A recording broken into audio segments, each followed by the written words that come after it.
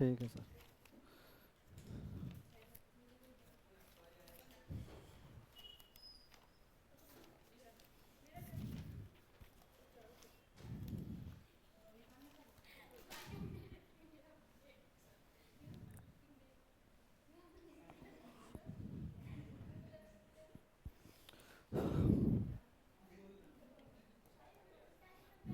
ठीक है, start start हो गया। चलो देखो, आज क्लास 12th का पहला चैप्टर शुरू कर रहे हैं हम लोग। ठीक है, दिख रहा है तुम लोग को? तो क्लास 12th का फर्स्ट चैप्टर शुरू कर रहे हैं। ठीक है, सुनो तो पहले। पहला चैप्टर हम लोग शुरू करें रे ऑप्टिक्स। जनरली अगर बात करें तो सबसे पहला चैप्टर एनसीईआरटी के हिसाब से इलेक्ट्रोस्टैटिक्स है। लेकिन क्योंकि हम लोग शुरू शुरू में बहुत बहुत पहले ही 12th शुरू करा है ना, मार्च में ही, तो इसके कारण से हम लोग रे ऑप्टिक्स शुरू करेंगे। ठीक है, और इसमें तुम लोग को अगर हम बताएं तो 60 to 70% जो पोर्शन है इसका, वो क्लास 10th का ही मिलेगा तुम लोगों को। क्लास 10th का ही मिलेगा। 30-40% जो एक्स्ट्रा पढ़ना होता है वो 12th क्लास में पढ़ना होता है। ठीक है, मेरे लिए नया नहीं है, तुम लोग के लिए नया होगा।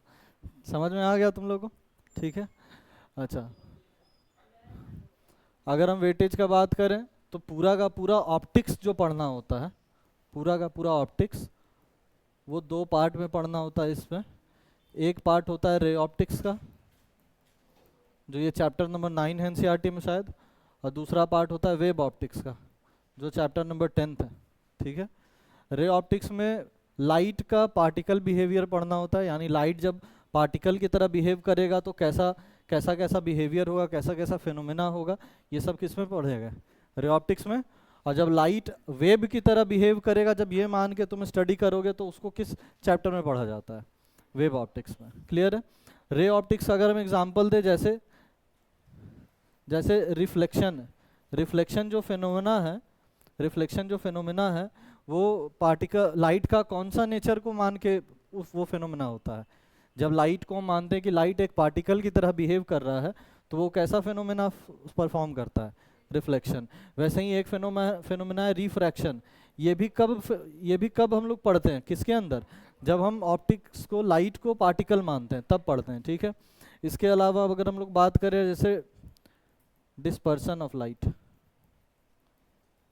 ठीक है, फिर और भी एक टॉपिक आ जाता है, कौन सा है? नहीं, इंटरफेरेंस वेव ऑप्टिक्स में चला आता है।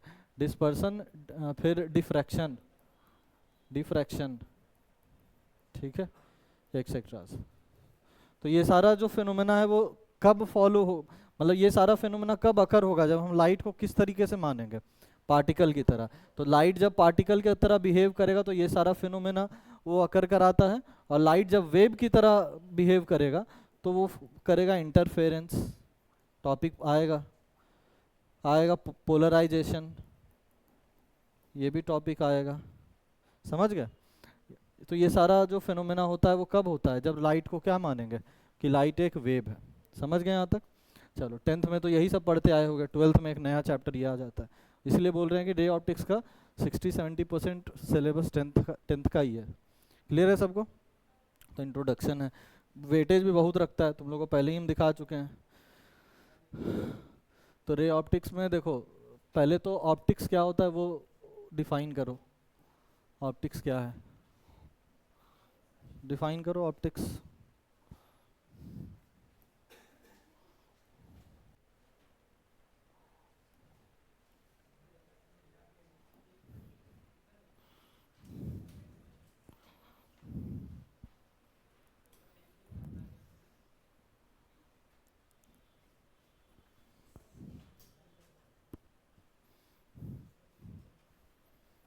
लिख रहा है? लिखो इसमें, study of light, study of light, study of light,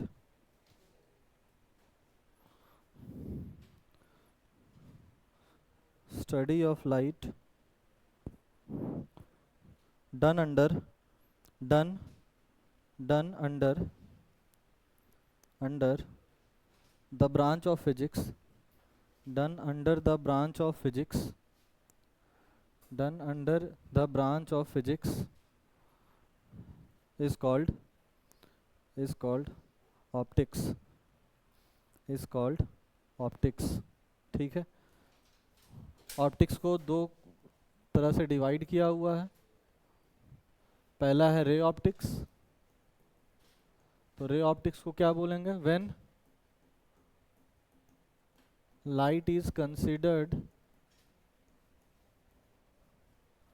as particle nature. तो लाइट को जब पार्टिकल नेचर कंसिडर करेंगे तो वो रे ऑप्टिक्स कहलाता है। और वेव ऑप्टिक्स, जब light is considered as wave nature. तो लाइट को जब वेव नेचर से कंसिडर करेंगे तो रे ऑप्टिक्स कहलाता है।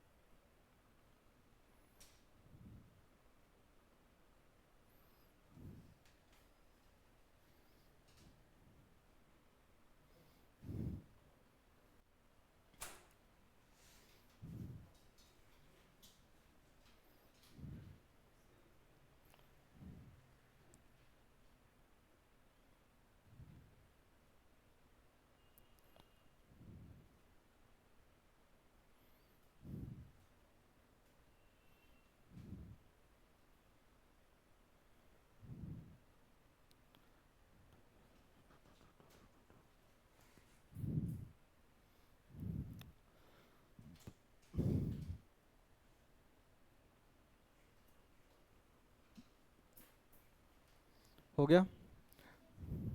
जल्दी लिखो यार।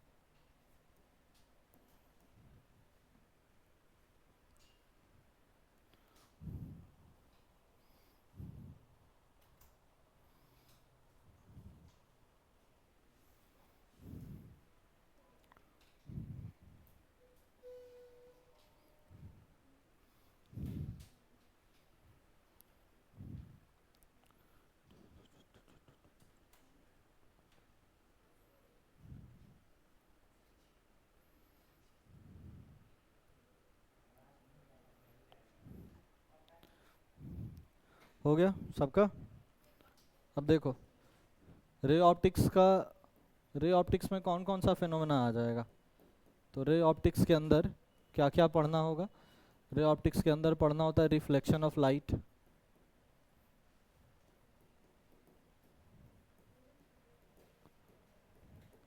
रिफ्रैक्शन ऑफ लाइट,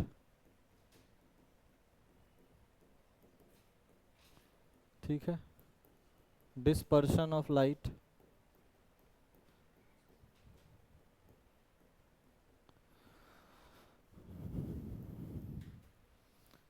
इसके बाद अब ये एनसीईआरटी में चैप्टर देखो तो रे ऑप्टिक्स एंड इंस्ट्रूमेंट्स नाम से है ना। इंस्ट्रूमेंट्स में क्या क्या पढ़ना होता है? इंस्ट्रूमेंट्स में पढ़ना है टेलीस्कोप्स और माइक्रोस्कोप्स।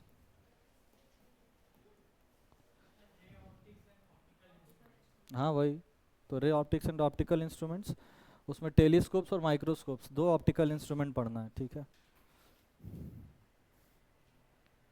ये सबसे लास्ट में टेलीस्कोप्स माइक्रोस्कोप्स इस चैप्टर के सबसे आखिर में आएगा। पहुंचेंगे तो मतलब चैप्टर खत्म हो जाएगा।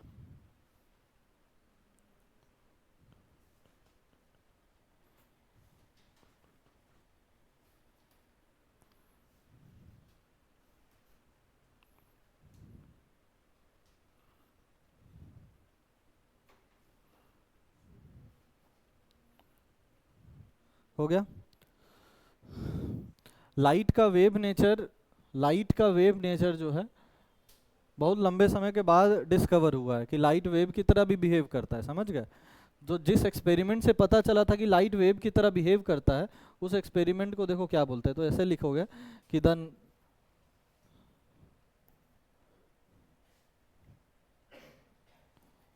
नेचर ऑफ, ऐसे कैसे लिखे, the light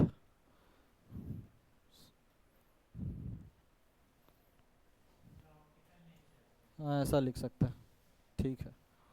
the optical nature of light wave, the optical nature of light, the optical nature of light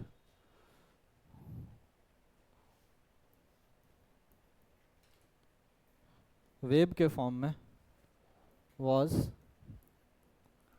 discovered through, जिस एक्सपेरिमेंट से लाइट का वेव नेचर, जिस एक्सपेरिमेंट से लाइट का वेव नेचर डिस्कवर किया गया था, उस एक्सपेरिमेंट को यंग्स डबल स्लिट्स एक्सपेरिमेंट कहते हैं, ठीक है।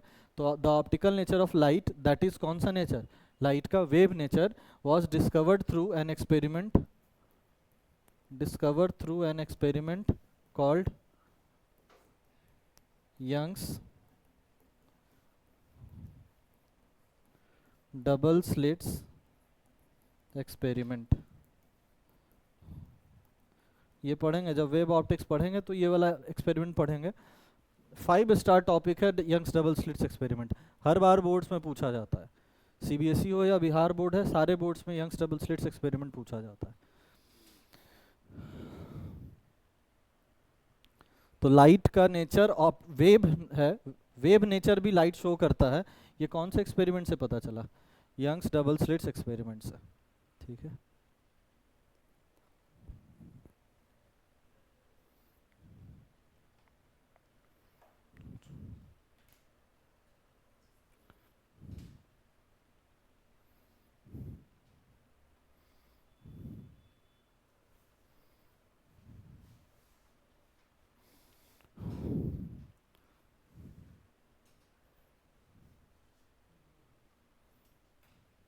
हो गया, समझ में आ गया इतना बात, यहाँ तक सबका।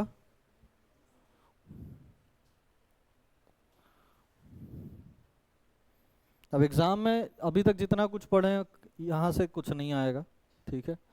ये इंट्रोडक्शन का पार्ट है, जो आएगा अब यहाँ से आगे से, तो मेन यहाँ से आगे शुरू हो रहा है, ठीक है। पहले तो मोटा मोटी पता चला,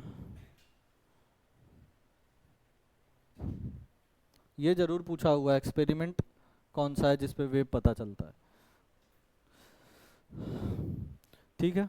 चले आगे, देखो अब तो फिर सवाल आता है कि फिर लाइट क्या है।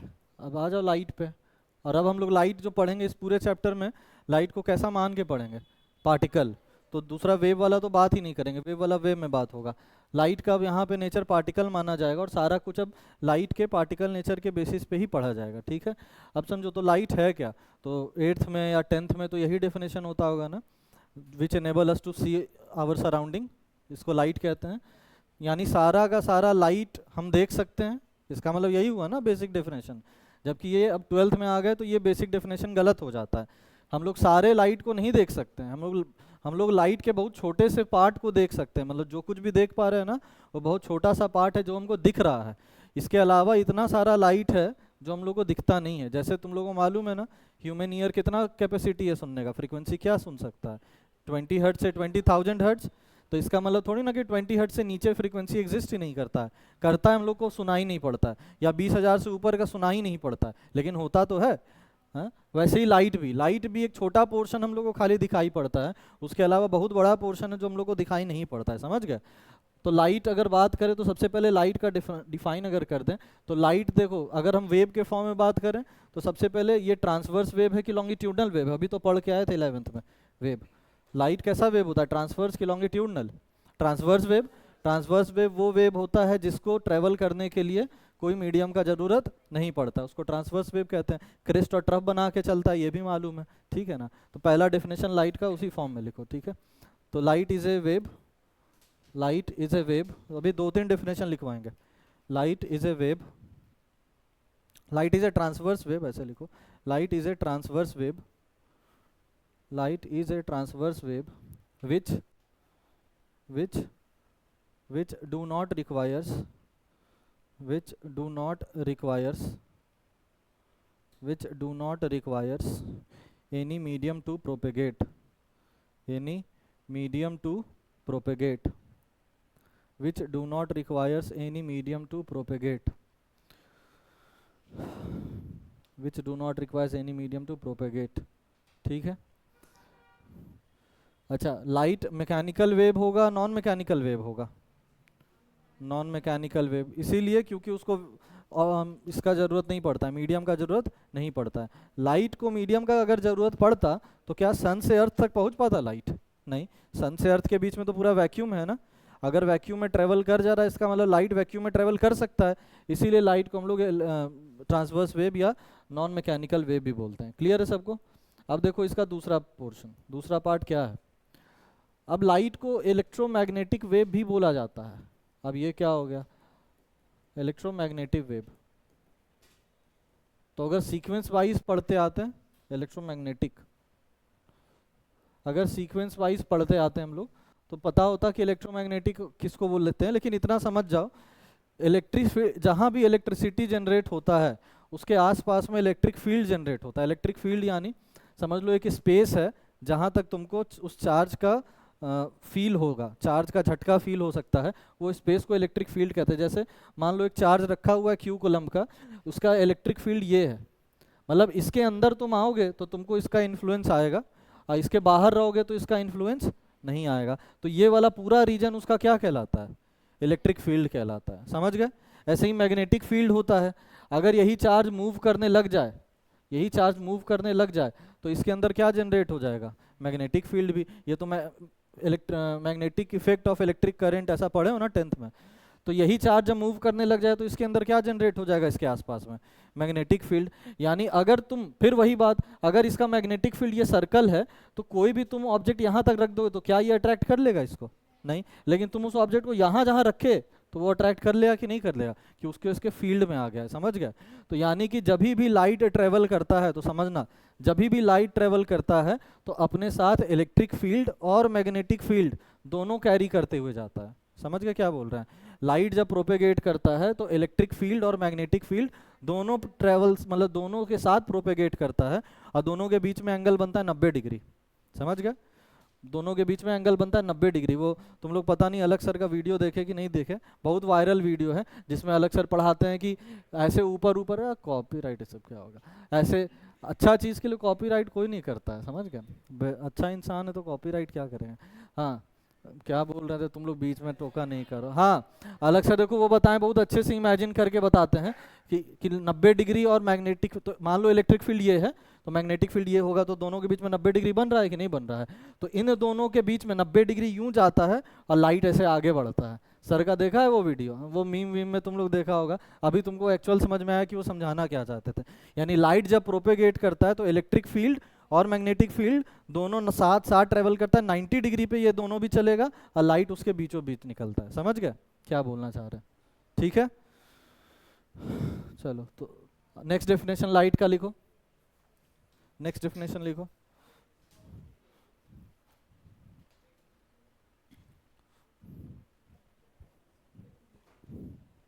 The part of electromagnetic spectrum, the part of electromagnetic spectrum, the part of electromagnetic spectrum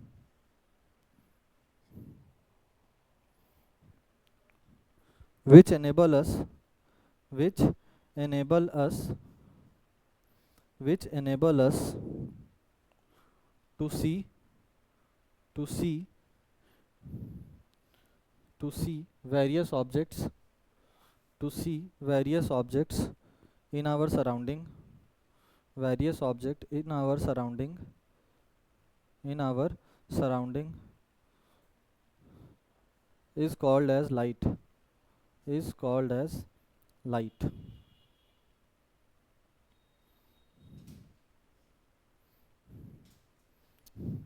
समझ गए सब लोग? अब इलेक्ट्रोमैग्नेटिक स्पेक्ट्रम क्या होता है, देखो हम फिर से बोले ना तुमको, जैसे पढ़े हो गए ना तुम लोग कि ये अपना जो कैपेसिटी है वो 20 हर्ट्ज से कहाँ तक है, 20 किलो हर्ट्ज तक सुनने का क्षमता। तो इस 20 हर्ट्ज के नीचे वाले ऑब्जेक्ट को, 20 हर्ट्ज के नीचे वाले फ्रीक्वेंसी को क्या बोला जाता है, कौन सा फ्रीक्वेंसी, इंफ्रासोनिक। और 20 किलो हर्ट्ज से ऊपर वाले को क्या बोला जाता है, अल्ट्रासोनिक। समझ गए? वैसे ही जो हम लोग देख पा रहे हैं लाइट, वो बहुत सारे लाइट का कॉम्बिनेशन है, बहुत सारे स्पेक्ट्रम का कॉम्बिनेशन है। क्या अल्ट्रासोनिक किसी चीज से मिलके बना है मतलब?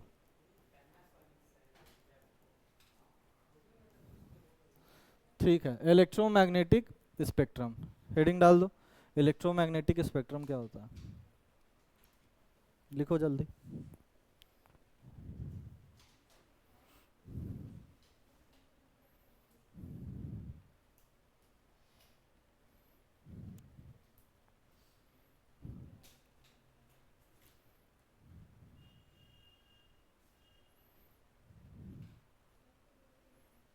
हो गया।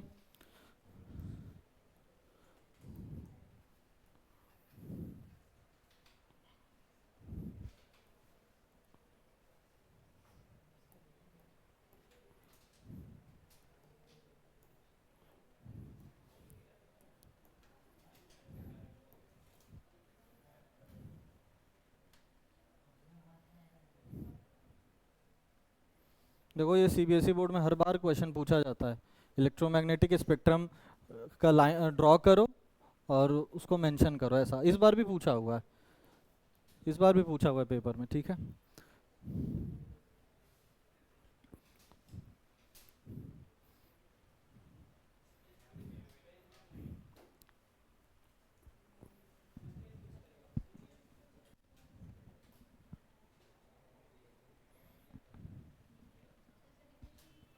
नहीं अभी डेफिनेशन क्या लिखना।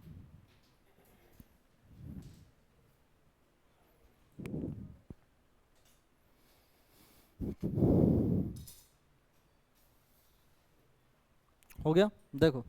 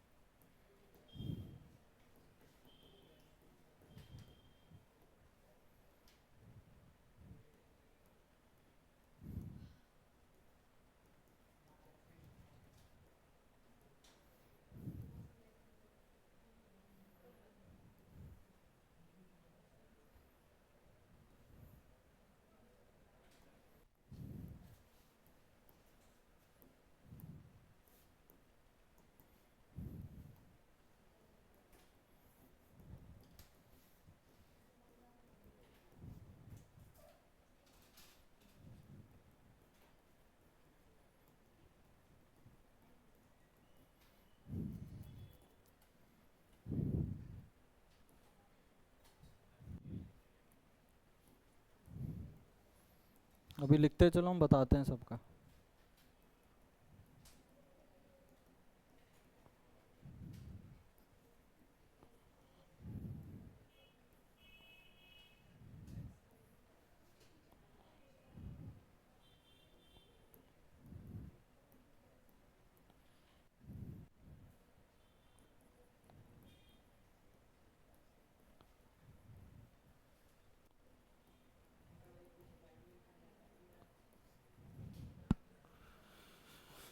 तो ये इलेक्ट्रोमैग्नेटिक स्पेक्ट्रम का चार्ट है।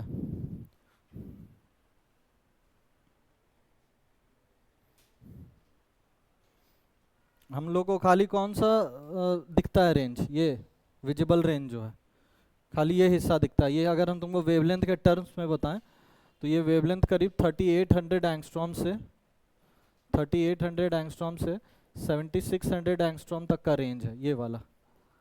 किसी किसी बुक में 4000 से 8000 भी रहता है, तो वो अप्रॉक्स मान लेना। तो 3800 से 7600 एंगस्ट्रॉम का ही रेंज विजिबल रेंज हम लोग को विजिबल होता है, इसी रेंज का लाइट हम लोग को दिख पाता है। इसके अलावा बाकी जितना भी लाइट दिख रहा है वो दिखता नहीं है, सबका रेंज अलग अलग है।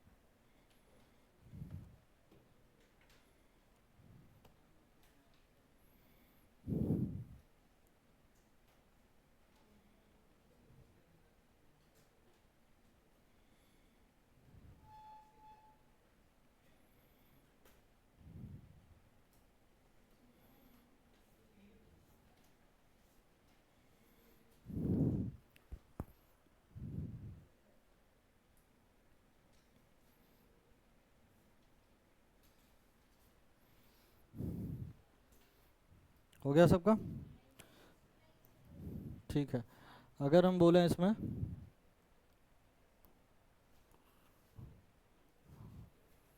इस तरफ जो है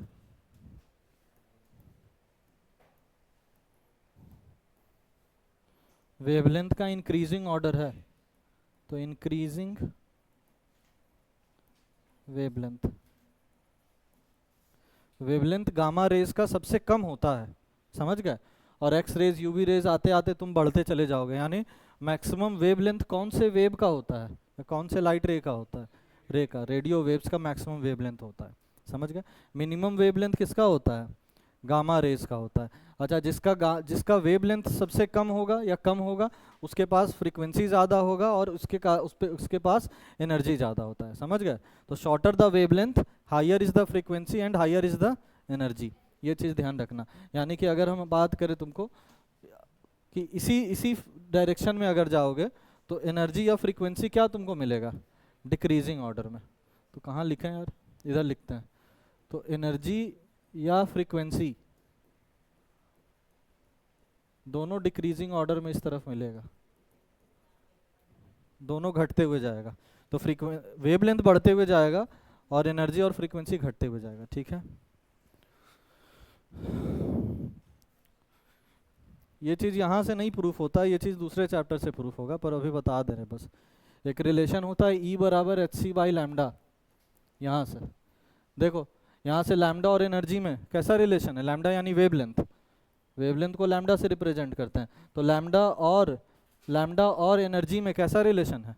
इन्वर्स रिलेशन है, देखो ना E और H में, लैम्डा में। तो E और लैम्डा में इन्वर्स रिलेशन है, यानी लैम्डा ज़्यादा होगा तो E क्या रहेगा? कम होते चला जाएगा, समझ गए? इसी रिलेशन से पता करते हैं कि एनर्जी जिसका ज़्यादा वेवलेंथ उसका कम एनर्जी। ये इस बार सीबीएसई बोर्ड में ये क्वेश्चन दिया था 3 मार्क्स में, ये डायग्राम ड्रॉ करने के लिए। हाँ, ये वाला।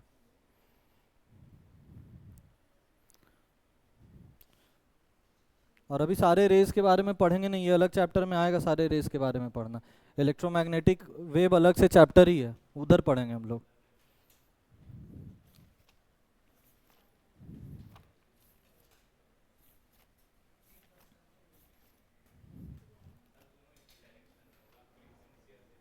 तो घट ही तो रहा है, अपोजिट डायरेक्शन में देखो, इधर वेवलेंथ अगर हम बढ़ते हुए दिखा रहे हैं तो एनर्जी घटता हुआ नहीं जा रहा है।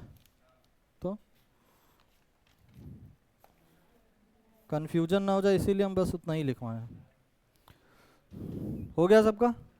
तो हम लोग को जो रेंज दिखता है वो बस ये रेंज होता है, ये वैल्यू यहाँ से लेके यहाँ तक, 3800 से 7600 या 4000 से 8000 एंगस्ट्रॉम तक, बस। अब हम अगर थोड़ा थोड़ा इंट्रोडक्शन दे दें सारे वेव्स का, इलेक्ट्रोमैग्नेटिक वेव का अलग चैप्टर उसमें पढ़ेंगे हम लोग, लेकिन थोड़ा अगर इंट्रोडक्शन दे दें।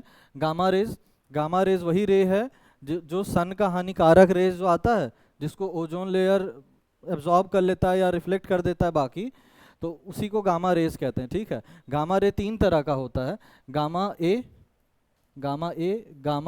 वो तो यूवी होता है ना यार, हम उल्टा बता रहे हैं, बट गामा रेज नहीं, वो यूवी रेज के बारे में होता है। यूवी रेज वो लाइट होता है, वो हानिकारक लाइट होता है जो सन के थ्रू आता है और स्ट्रेटोस्फेयर में जो प्रेजेंट है ओजोन, वो उसको एब्जॉर्ब कर लेता है और कुछ को रिफ्लेक्ट कर देता है, कुछ को आने भी देता है अंदर तक। अभी यूवी रे 3 तरह का होता है, यूवी ए, यूवी बी और यूवी सी, समझ गए? ये 3 तरह का वेव होता है, इसमें यूवी बी और यूवी सी सबसे हानिकारक होता है।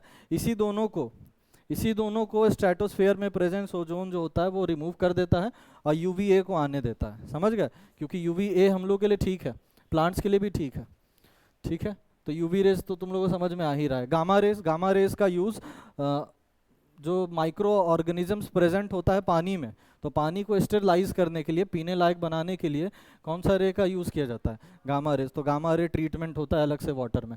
एक्स रेज का मतलब तुम लोग को पता ही है, एक्स रेज निकालते हैं जो हम लोग बोन्स का, जो हम लोग वो पिक्चर निकालते हैं उसको एक्स रेज कहते हैं, ठीक है? अब एक्स रेज का तुम पावर देखो, बॉडी में कितना पेनिट्रेट कर जा रहा है, स्किन पेनिट्रेट कर रहा है, स्किन के बाद फ्लैश पेनिट्रेट करता है, और तब कहीं जाके हड्डी, तो स्केलेटन तो सबसे अंदर ही है ना, वहाँ तक जाके पिक्चर निकाल रहा है, तो बॉडी में कितना रे ये अंदर घुस जाता है। इसीलिए बोला जाता है बार बार एक्सरे हर बार नहीं करवाना चाहिए फ्रीक्वेंटली, क्योंकि ये भाई बॉडी पे कहीं ना कहीं तो इम्पैक्ट डालेगा ना, बहुत बार कराओगे तो इसीलिए एक्सरेज बहुत बार नहीं कराना चाहिए। यूवी रेज एक तो तुमको मालूम पड़ गया जो सनलाइट से आ रहा है, दूसरा यूवी रेज का यूज़ तो मेडिकल फील्ड में भी बहुत ज़्यादा है, नहीं ज़्यादा है यूवी रेज का। अल्ट्रासाउंड होता है जो, वो यूवी रे ही तो जाता है बॉडी के अंदर अल्ट्रासाउंड होने में। किडनी का होता है, लिवर का होता है, फिर प्रेगनेंसी में फिटस का हेल्थ चेक करने के लिए होता है अल्ट्रासाउंड, तो ये सब वहीं पे यूज़ किया जाता है। ठीक है, विजिबल रेंज तुम लोगों को मालूम, लोगों को जो दिख रहा है वो सब इसी रेंज में आ जाएगा।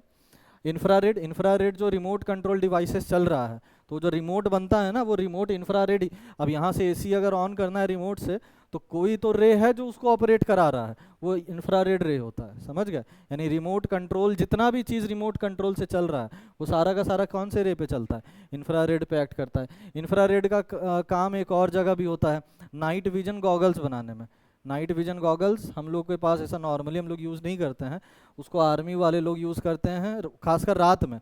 रात में कोई भी आदमी ऐसे बॉर्डर पे घुस जाएगा तो दिखने वैसे ही विजिबिलिटी कम हो जाता है ना, तो विजिबिलिटी अच्छा रखने के लिए क्या यूज़ किया जाता है, infrared goggles, night vision goggles कहते हैं उसको। रात में बहुत क्लियरिटी से दिख जाता है वो सब चीज़, समझ गए।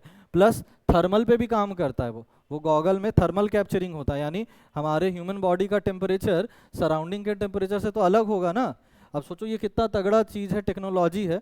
अगर वो आदमी चश्मा लगा लेगा ना आर्मी वाला, कोई आदमी पेड़ के पीछे छुपा है और झाड़ के पीछे छुपा है, उसको दिख जाएगा कि कोई आदमी झाड़ के पीछे है। क्यों? अब झाड़ी और पेड़ का टेम्परेचर अलग है, इंसान के बॉडी का टेम्परेचर अलग है, तो वो तो कुछ तो डिफरेंस आएगा कि नहीं आएगा, तो उनको वहाँ से डिफरेंस शैडो टाइप का दिखाई पड़ता है कि आदमी का मूवमेंट है तो शैडो टाइप का। तुम लोग कभी देखे कि नहीं देखे? वैसा देखे ना, वो इंफ्रारेड पे ही चलता है, night vision goggles.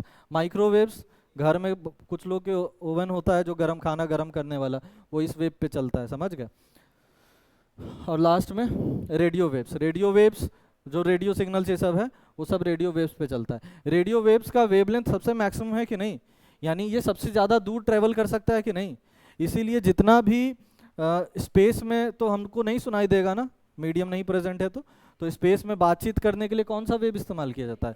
Radio waves इस्तेमाल किया जाता है। नासा वाला लोग 1970s में एलियन के खोज के लिए उन लोग को विश्वास है कि दूसरे ग्रह पे कहीं ना कोई जीव जरूर एग्जिस्ट कर रहा है। वो लोग अर्थ से रेडियो वेव्स ही छोड़ा था। अब वो रेडियो वेव्स जो आज भी ट्रेवल कर ही रहा है, उसको आज भी ट्रैकिंग है, आज भी वो ट्रैवल कर रहा है रेडियो वेव्स। तो इतना लंबा लाइफ होता है क्योंकि अपने सोलर सिस्टम को पार कर जाता है ये लोग, इतना वेव इसके पास, इतना लॉन्ग मतलब लॉन्ग वेव है। समझ गए तुम लोग सब? इसके बारे में अलग से पढ़ोगे डिटेल में, चैप्टर ही अलग है, पर अभी फिलहाल इसमें नहीं। सबका हो गया इतना? बताओ, हो गया? चलो,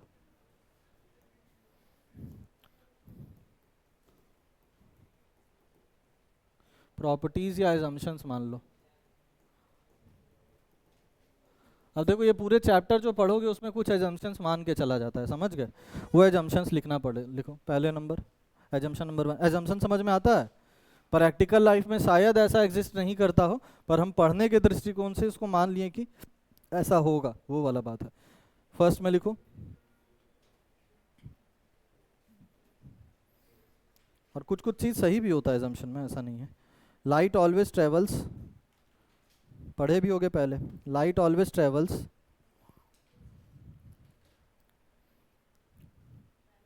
इन a straight line, in a straight line, यानी लाइट कर्व फॉर्म में, कर्व पाथ पे नहीं ट्रेवल करता है, समझ गए। ये सब भी एक्सपेरिमेंट वेव ऑप्टिक्स में प्रूफ हो जाएगा, ये वाला स्टेटमेंट। पहला ये है। दूसरा,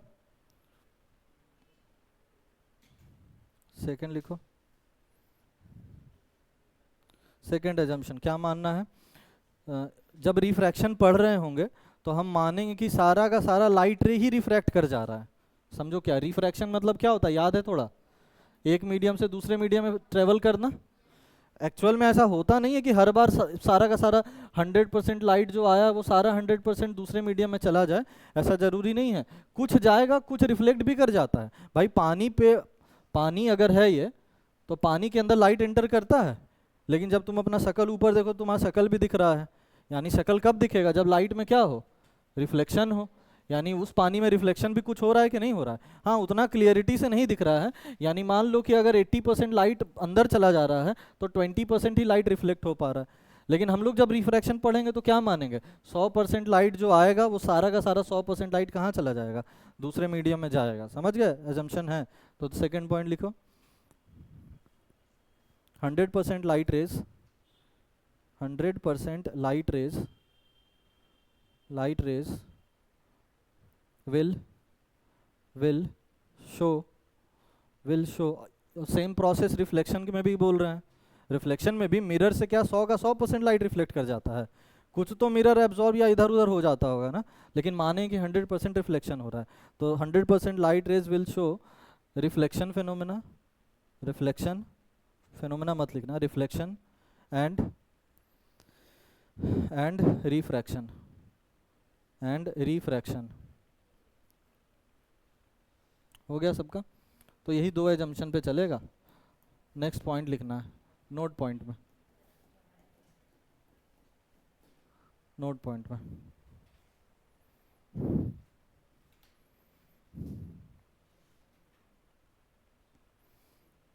लाइट के पाथ को रे बोला जाता है, ध्यान रखना, लाइट के पाथ को क्या बोलते हैं, रे। और बंडल ऑफ लाइट को बीम्स बोला जाता है। पढ़े हो कि नहीं ये सब चीज, तो बस वही है। तो पहला तो रे, रे क्या है, तो द पाथ ऑफ लाइट रे, the path of light, the path of light is called रे। और बीम क्या है, अगेन ये सब भी तुमको कभी डेफिनेशन में नहीं आएगा एग्जाम में तुम्हारे, पर अभी क्लैरिटी के लिए ये सब चीज़ लिखा रहा है। हाँ? बिहार बोर्ड में नहीं आता है। बीम, बीम में लिखो, bundle of rays is called, bundle of raise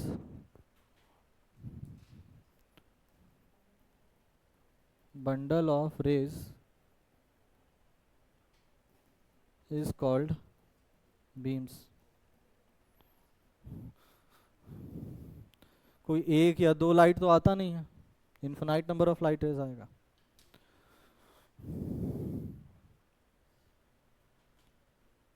हो गया। अब आओ फिनोमेना पे। अब बड़ा बड़ा हेडिंग देखो, रिफ्लेक्शन।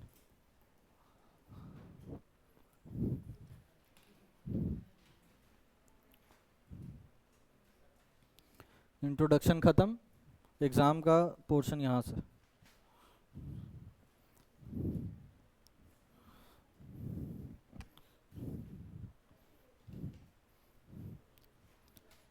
कैसे डिफाइन करते हो रिफ्लेक्शन को, बाउंसिंग बैक ऑफ लाइट, बस यहाँ तक नहीं, इन द सेम मीडियम, उसी मीडियम में चला जाए लौट के लाइट, तो उसको क्या बोला जाता है, रिफ्लेक्शन।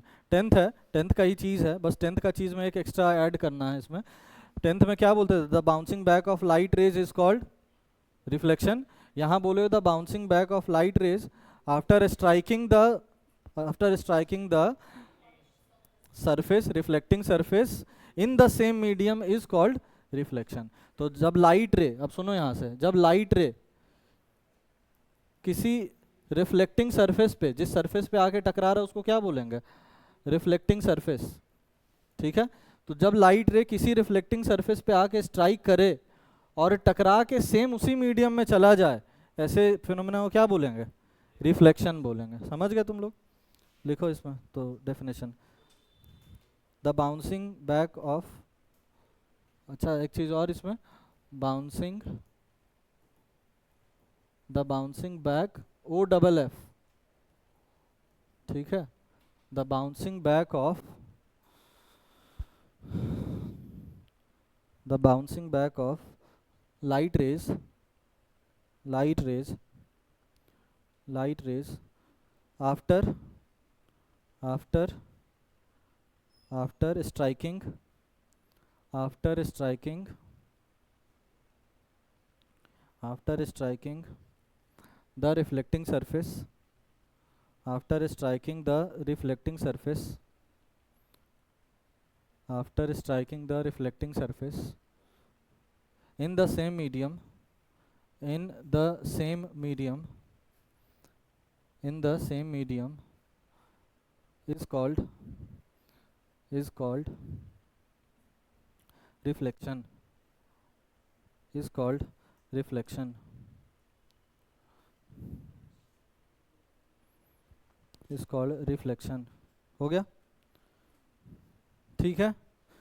चलो next, laws of reflection.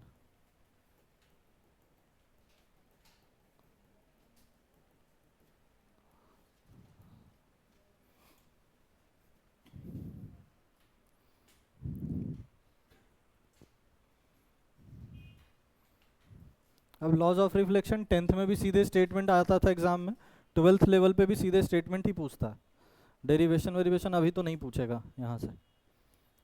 Laws of reflection, दो लॉ है रिफ्लेक्शन का। फर्स्ट लॉ क्या कहता है? पहला लॉ ये नहीं है। पहला लॉ क्या कहता है कि इंसिडेंट रे, अब इंसिडेंट रे क्या होता है वो तो नहीं बताना पड़ेगा ना, जो रे आके टकरा रहा है वो इंसिडेंट रे हुआ। रिफ्लेक्टेड रे, जो रे टकरा के वापस चला गया। एंड द नॉर्मल, नॉर्मल क्या होता है? नॉर्मल किसके 90 डिग्री? सरफेस के, रिफ्लेक्टिंग सरफेस से 90 डिग्री जो बना रहा है उस लाइन को क्या बोलते हैं? नॉर्मल। तो ये तीनों लाइट रे कहाँ इंसिडेंट करेगा? पॉइंट ऑफ इंसिडेंस पे, हाँ सेम प्लेन पे करेगा। इस पॉइंट को क्या कहते हैं जहाँ पे स्ट्राइक करता है? Point of incidence. समझ गए? तो ये होता है। अच्छा सेम प्लेन मतलब क्या होता है तुम लोगों को मालूम होगा ना, 3 प्लेन होता है। जैसे ये एक्स, अगर हम बोले ये एक्स एक्सिस है, ये वाई एक्सिस है, ये जेड एक्सिस है, जेड एक्सिस बाहर की तरफ है, इस प्लेन को एक्स वाई प्लेन कहते हैं, इस प्लेन को वाई जेड प्लेन कहते हैं, और इस प्लेन को एक्स जेड प्लेन कहते हैं या जेड एक्स प्लेन कहते हैं। समझ गए? ये 3 प्लेन है। तो कहना क्या मतलब क्या है कि किसी एक प्लेन में ही लाइट रे आएगा भी, रिफ्लेक्ट भी होगा और नॉर्मल भी, ये सब किसी एक प्लेन में होगा।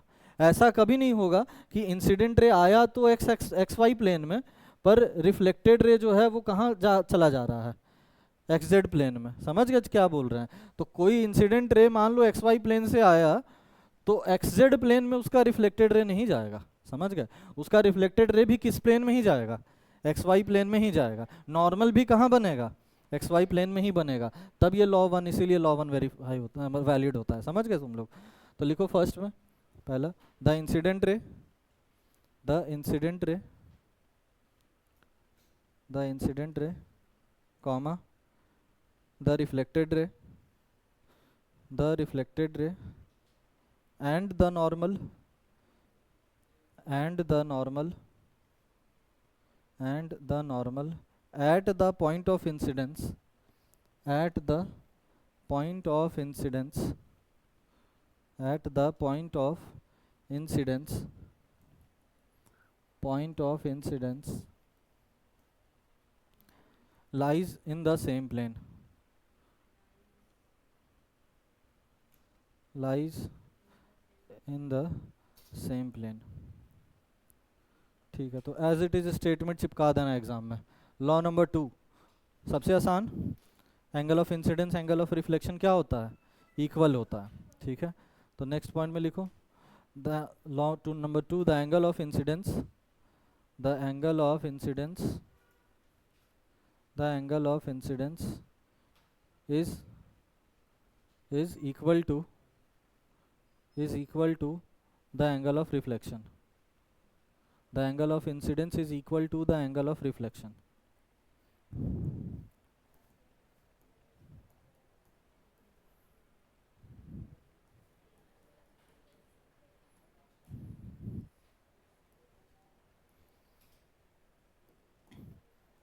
बताओ ये लाइट कौन सा लाइट है?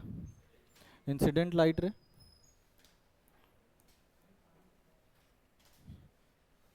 ये वाला रिफ्लेक्टेड। थोड़ा सा एंगल चेक करना है, एंगल सही से बनाना यार।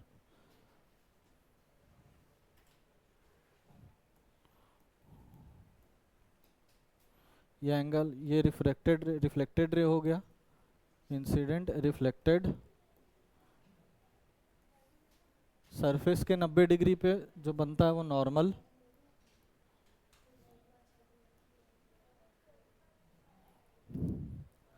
अब बताओ इंसिडेंट एंगल कौन सा एंगल कहलाता है? नॉर्मल, नॉर्मल और इंसिडेंट रे के बीच का। तो ये रहा नॉर्मल और ये रहा इंसिडेंट रे, दोनों के बीच का एंगल ये है एंगल ऑफ इंसिडेंस।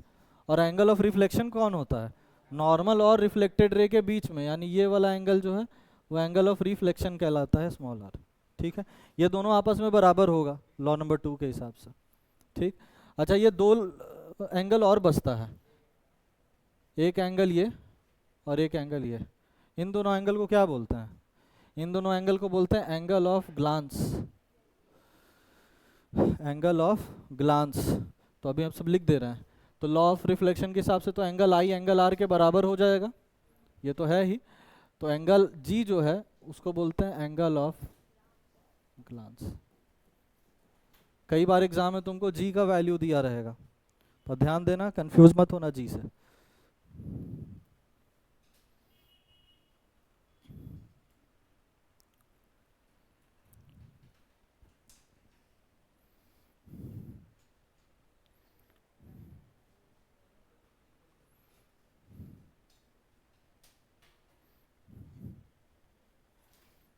तो एग्जाम में लॉ ऑफ रिफ्लेक्शन आएगा, दोनों स्टेटमेंट लिख के ये डायग्राम बना देना।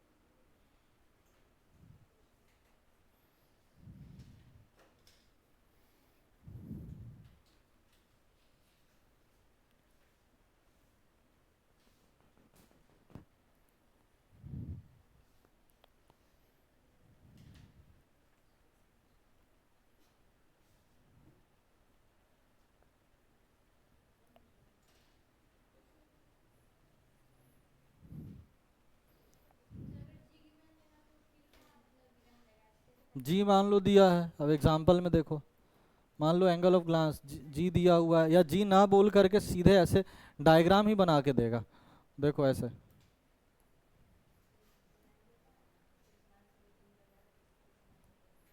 ये देगा मान लो 30 डिग्री। ठीक है, अब बोलेगा बताओ एंगल आई और एंगल आर कितना होगा। तो बना सकते हो कि क्योंकि हमको मालूम है ना कि ये पूरा एंगल कितना होगा, 90।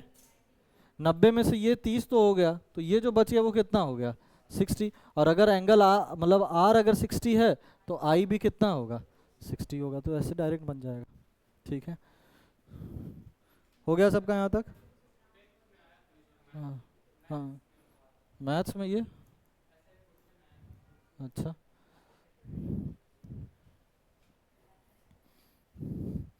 ठीक है। अब लिखो special case. Special case,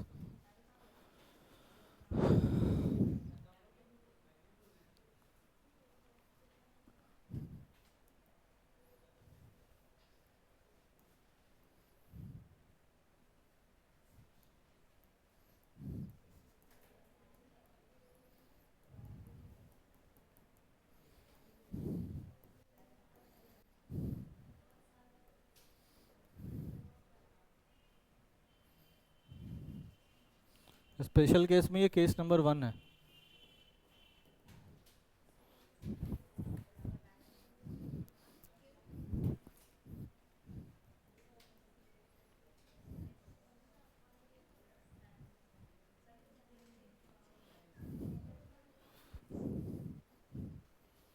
angle of incidence कितना होगा, क्वेश्चन एक ही है, एंगल ऑफ इंसिडेंस कितना होगा।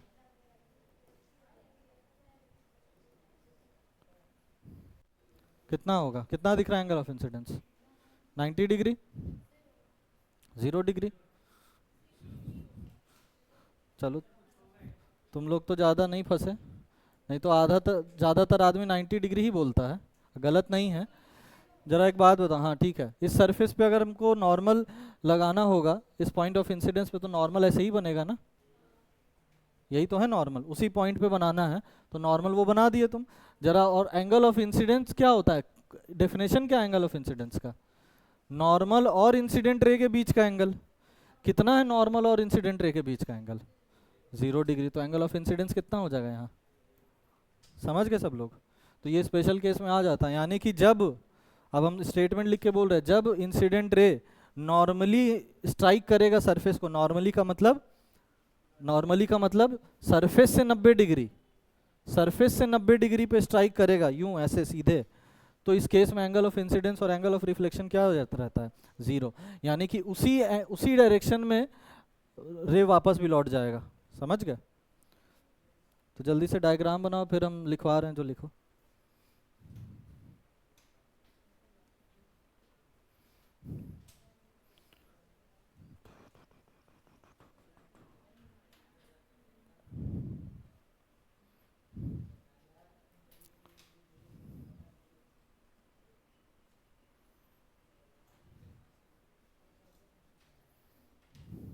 एक महीना चलेगा रे ऑप्टिक्स कंटिन्यूसली, हाँ हर दिन, हाँ सिर्फ रे ऑप्टिक्स।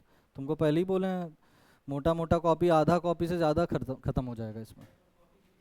दिखा, तुम ये कॉपी लेके आया, सॉरी। अरे भाई कॉपी नहीं, देखो नहीं चलेगा, तुमको बता रहे हैं, तुम ठीक है तुम देख लो। हैं? हाँ ये लेके आइए। जितना कम कॉपी रहेगा तुम्हारे लिए हेडेक उतना कम रहेगा ना, उसको बचा के रखने के लिए। बहुत बड़ा है, अच्छा है क्या? नहीं प्रदीप है ना, मेरे पापा का नाम है, नाम है भाई खाली।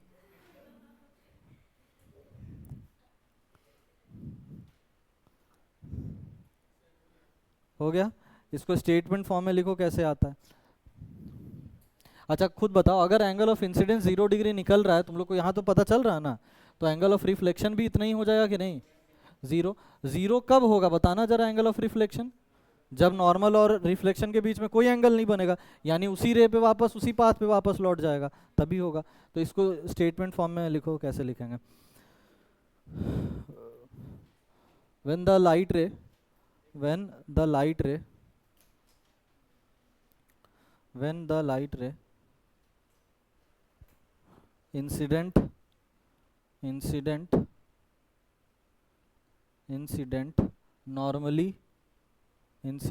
normally to the surface, normally का मतलब 90 डिग्री, ब्रैकेट में लिख लो 90 डिग्री, normally to the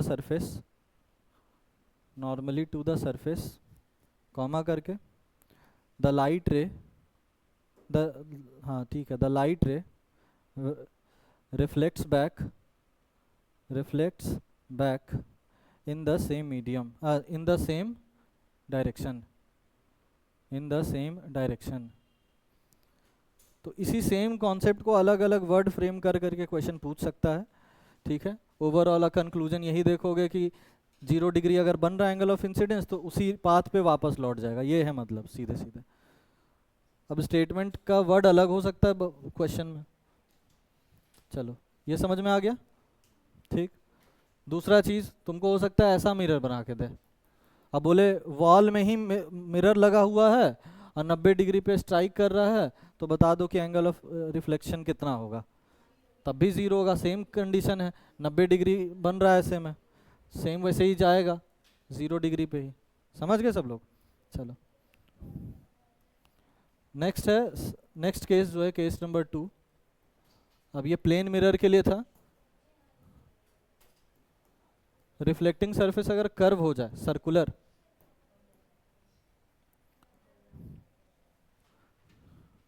ये लो, रिफ्लेक्टिंग सरफेस अगर सर्कुलर हो जाए,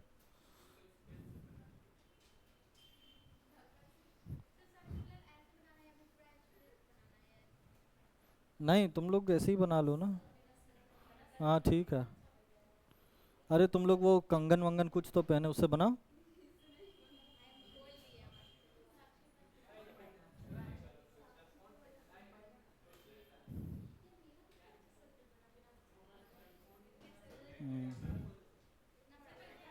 हाँ ठीक है, कंपास एक खरीद लेना, जरूरत पड़ेगा इस पूरे चैप्टर में, बहुत बार सर्कल बनाना पड़ेगा।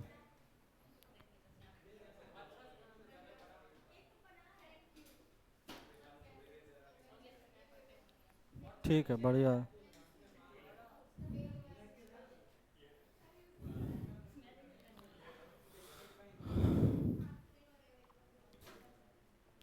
हो गया सबका? हो गया, ठीक है। बताना इस सर्कल का अपना सेंटर होगा कहीं?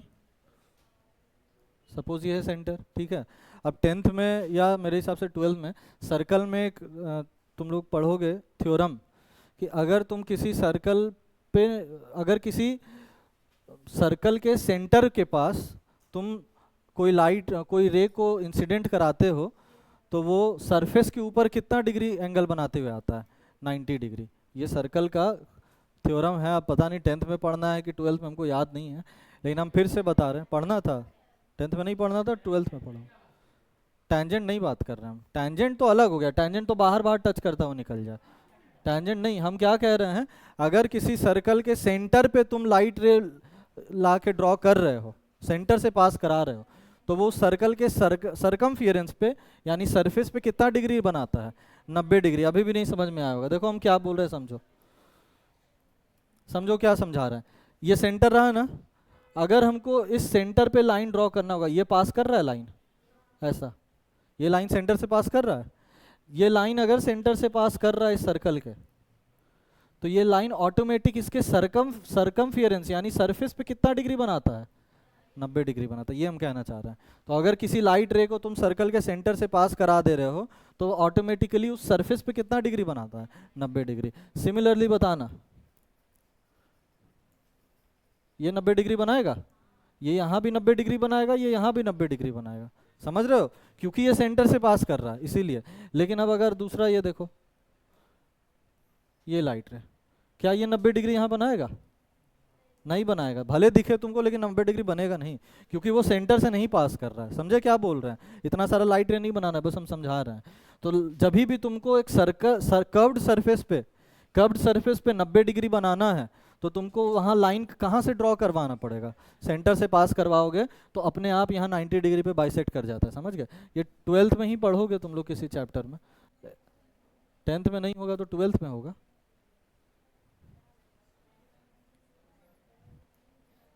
समझ, ये यही लाइन ड्रॉ कर लो, ये डायग्राम ड्रॉ करो, तो ये इसका नॉर्मल कहलाएगा कि नहीं? नॉर्मल कहलाएगा ये?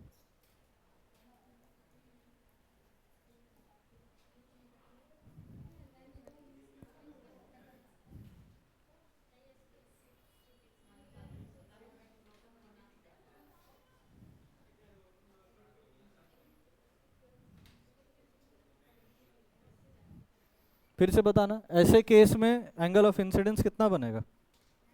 0 डिग्री। फिर से एंगल ऑफ इंसिडेंस 0 डिग्री बनेगा। ये सेम पीछे वाला केस है, पीछे में प्लेन सरफेस था, ये प्लेन सरफेस के लिए था, ये कर्व्ड सरफेस के लिए है। तो अगर लाइट रे या इंसिडेंट रे जो है वो सेंटर ऑफ द सर्कल से पास कर रहा हो तो एंगल ऑफ इंसिडेंस 0 बनता है, यानी लाइट रे टकरा करके वापस किस डायरेक्शन में चला जाएगा? उसी सेम डायरेक्शन में चला जाएगा। ये अगर मिरर हो जाएगा तो यहाँ मिरर हो जाए तो यहाँ टकरा के वापस इसी डायरेक्शन में चल जाएगा। समझ गए क्या बोल रहे हैं? तो सेम स्टेटमेंट इसके लिए भी जाएगा, ठीक है। पर ये कर्व्ड सरफेस है तो इस चीज़ को लिखवा दे रहे हैं, बस लिखो इसमें। ये लास्ट है आज का, लिखो when a light ray when a light ray when a light ray हाँ, when a light ray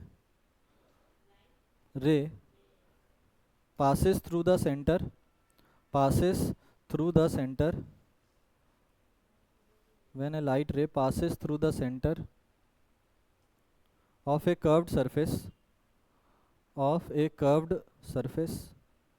passes through the center of a curved surface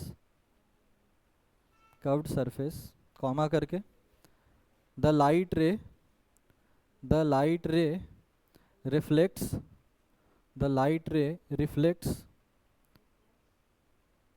back on the same path the light ray reflects back on the same path। तो ये statement हो गया। बाकी angle of incidence और angle of reflection कितना रहेगा? यहाँ 0 रहेगा। अच्छा, 1 मिनट और, ये पहले लिख लो जल्दी से।